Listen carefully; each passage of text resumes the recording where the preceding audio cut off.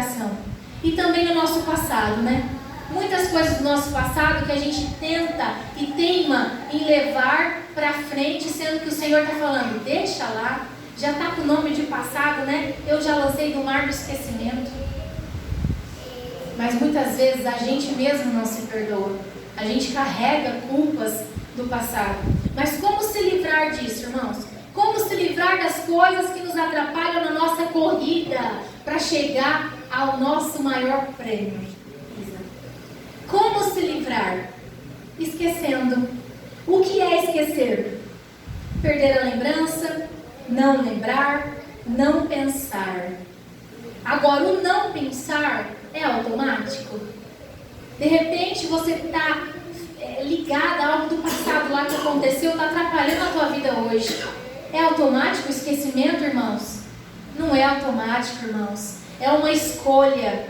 E esquecer hoje para nós, para viver a corrida que o Senhor nos colocou para viver, é uma escolha. Não pensar em coisas, não pensar nas coisas que nos tentam, não pensar nas coisas que nos distraem. É uma escolha de todo crente. Ai, não estou conseguindo deixar de pensar. É porque você não quer. Não estou conseguindo deixar de pensar em algo ali super errado. É porque você não decidiu não parar de pensar nisso. Porque se a gente decide, quando vem o pensamento, você começa a louvar um hino. Quando vem o pensamento, você abre a palavra. Posso todas as coisas naquele que me fortalece. Todavia fizeste bem em tornar parte da minha aflição. Senhor, tira isso da minha mente. Senhor, tira isso da minha mente. Ora na hora, louva a Deus, busca o Senhor de alguma maneira. Mas você precisa abandonar aquilo que tem te impedido de correr a tua corrida com excelência, com uma magnífica obsessão, como Paulo corria a corrida dele. Eu quero correr como Paulo, irmãos, e vocês? Eu quero correr como Paulo. Eu quero deixar tudo para trás. Eu quero buscar Jesus, ao Cristo, ao reino de Deus em primeiro lugar e esquecer das coisas que vão passando. E esquecer completamente. Aleluia. Coisas que eu vou esquecer. Agora eu vou citar algumas coisas que nós precisamos esquecer. Derrotas do nosso passado. O que são derrotas? Algum insucesso, algum resultado desfavorável que a gente teve em alguma área da nossa vida. Para um navio em derrota é um navio que está afastado da rota. Olha que interessante. Nós estamos derrotados quando nós estamos afastados da rota que o Cristo traçou para nós. Tem um alvo a ser seguido, tem uma corrida e tem um caminho a ser percorrido. E se a gente está derrotado, é quando a gente está fora do alvo que Cristo já estabeleceu. Se sinta derrotado mesmo.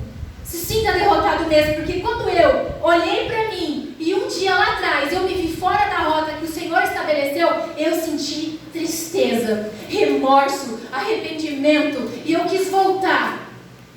E eu voltei para o caminho que eu tinha já um chamado para seguir.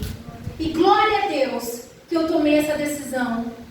Eu saí de uma vida de derrota, fora do alvo, fora do caminho, e eu voltei. E eu me alinhei à vontade do Senhor. E o Senhor nos chama a nos alinhar novamente, a colocar no nosso coração motivações corretas. Não apenas fazer, mas entender por que eu estou fazendo. Qual a motivação que eu estou fazendo? E buscar em Deus algo mais poderoso. Porque quando a gente se sente derrotado pelas coisas do passado, quando a gente se sente derrotado pelas coisas que a gente não conquistou, que a gente deu início, mas foi frustrado, a gente sente um abatimento. E o abatimento vem tanto no corpo físico, quanto na nossa alma.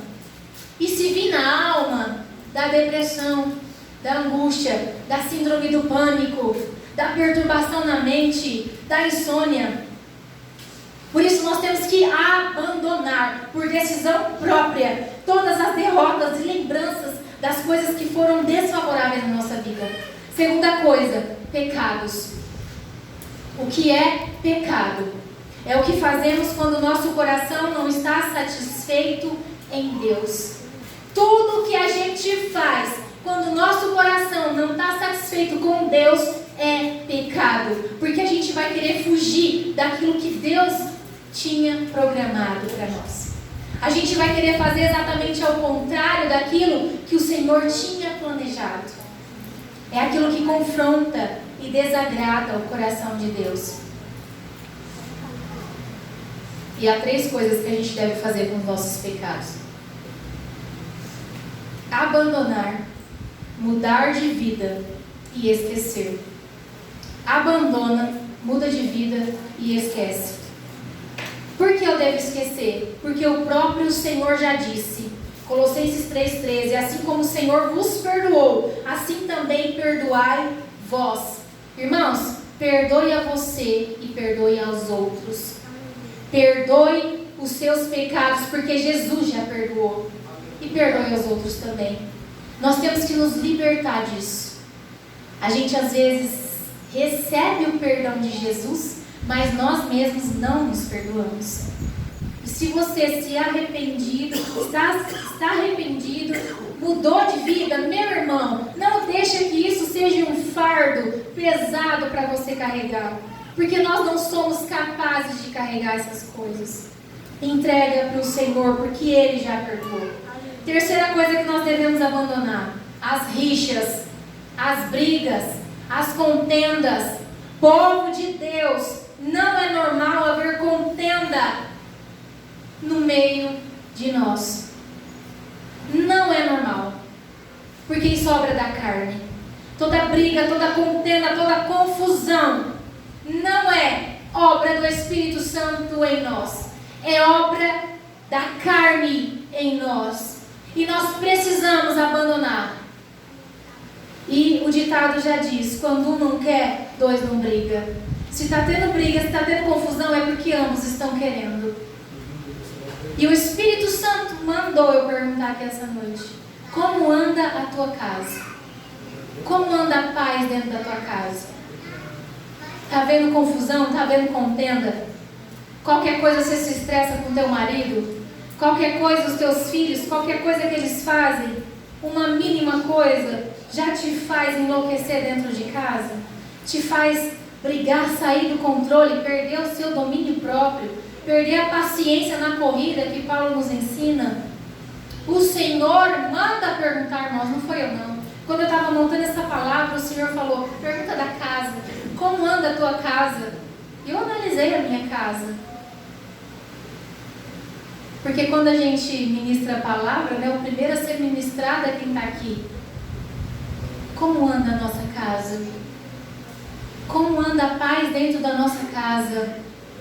A palavra do Senhor diz assim, Provérbios 17: melhor é um bocado seco e tranquilidade do que a casa farta de carnes e contendas. Irmãos, a Bíblia está dizendo que é melhor viver com pão seco e paz do que ter um banquete e ter briga lá dentro. Isso é muito sério. Isso é muito sério. A paz é mais valiosa do que um grande banquete para saciar a barriguinha de fome. A paz é mais valiosa do que um banquete onde você se sacia e ali cheio de coisas boas. Como anda a nossa casa? Quarto ponto que nós devemos abandonar para seguir a carreira que o Senhor nos proporcionou e receber o prêmio: os sofrimentos do passado. Os sofrimentos que vivemos de... irmã, são 8h30, às vezes 7 horas você passou por algo terrível e está aqui. Às vezes, à tarde você teve um sofrimento ruim, uma notícia ruim que te deixou para baixo. Às vezes, meu irmão Cidinho está ali, carregando uma enfermidade ainda que não foi curada, levando esse sofrimento. Mas Deus manda dizer: deixa o sofrimento para trás. Vive o que eu tenho para você. Vive o meu chamado na tua vida. Lá em 2 Coríntios diz: porque a nossa leve e momentânea tribulação produz para nós um peso eterno de glória muito excelente.